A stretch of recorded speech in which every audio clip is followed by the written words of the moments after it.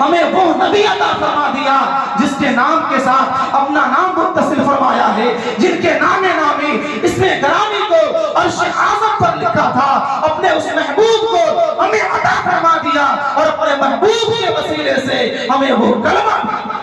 سبحان اللہ سبحان اللہ۔ اللہ کا بہت بڑا فضل ہے، اللہ کا احسان ہے۔ اس لیے میرے عزیزو، ہمیں نبی اکرم صلی اللہ علیہ وسلم سے رشتہ مضبوط کرنے کی ضرورت ہے۔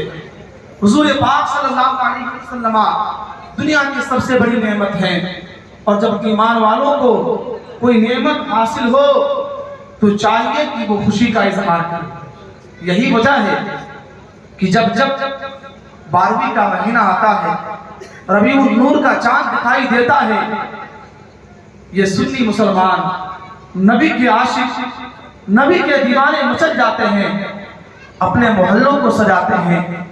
گلیوں کو سجاتے ہیں، چوک چوراہوں کو سجاتے ہیں، جھنڈے لگاتے ہیں، ہر طرف خوشی کا ماحول ہوتا ہے۔ کچھ لوگ کہا کرتے ہیں ان سنیوں کو کیا ہو جاتا ہے، جیسے ہی ربیع النور کا چاند دکھائی دیتا ہے گھروں پہ جھنڈے لگاتے ہیں، گھر گھر چراغا ہوتا ہے، محفل میلاد کی محفل سجائی جاتی ہے، گلیوں کو سجایا جاتا ہے، محلوں کو سجایا جاتا ہے۔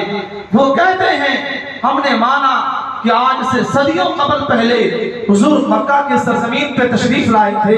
اس رات میں اللہ کی رحمتیں اتری تھی، اللہ تبارک و تعالیٰ نے اس رات میں انوار و تجلیات کی بارشیں نازل فرمایا تھا، لیکن ہر سال حضور تو نہیں آتے، اس لیے ہر سال چراغا کرنے کی ضرورت کیا ہے، ہر سال گلیوں کو سجانے کی ضرورت کیا ہے، ہر سال محفل میلاد منعقد کرنے کی ضرورت کیا ہے، ہر سال گھروں پہ جھنڈے لگانے کی ضرورت کیا ہے۔ تو میں کہا کرتا ہوں یقیناً حضور پاک صلی اللہ علیہ وسلم ہر سال تو نہیں آتے، لیکن جس رات میرے آقا تشریف لائے تھے اس رات میں اللہ کی رحمتیں اتری تھی، اللہ تبارک و تعالیٰ نے اس رات میں انوار و تجلیات کی بارشیں نازل فرمایا تھا۔ آپ نے سورہ قدر پڑھا ہوگا، سورہ قدر میں اللہ تبارک و تعالیٰ ارشاد فرما رہا ہے اِنَّا أَنزَلْنَاهُ فِي لَيْلَةِ الْقَدْرِ، ہم نے قرآن کو لیلۃ القدر میں نازل کیا ہے، ہم نے قرآن کو شب قدر میں اتارا ہے، لیکن سال بھر میں جب وہ رات پلٹ کر کے آتی ہے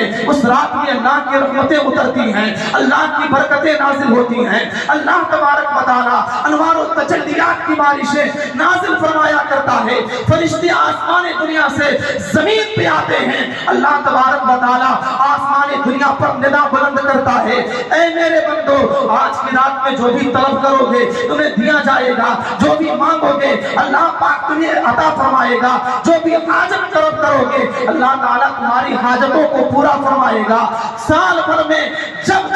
شب قدر کی رات پلٹ کر کے آتی ہے اللہ تبارک و تعالیٰ انوار و تجلیات کی بارشیں نازل فرماتا ہے۔ اب مجھے کہہ لینے کی اجازت دے دو، شب قدر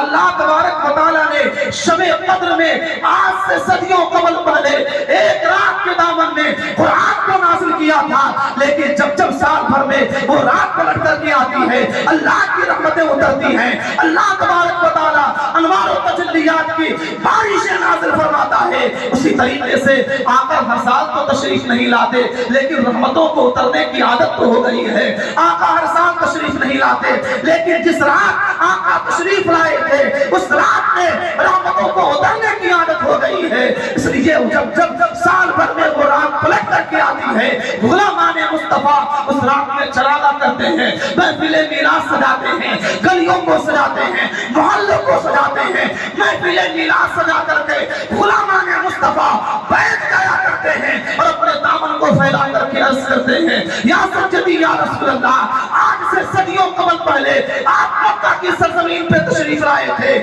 دنیا میں انقلاب پیدا ہوا تھا، تاریکی چھٹ گئی تھی، ظلمتیں ختم ہو گئی تھی، یا رسول اللہ آپ کی آمد سے کائنات منور ہو گیا تھا، آج آپ کا غلام اپنے دامن کو پھیلا کر کے عرض کر رہا ہے یا سجدی یا رسول اللہ، چمک تجھ سے پاتے ہیں سب پانے والے، میرا دل بھی چمکا دے، چمکانے والے برستا نہیں، دیکھ کر اگر رحمت بدوں پر بھی برسا دے، برسا دے۔ سبحان اللہ، نعرہ تکبیر، نعرہ رسالت، سرکار کی آمد،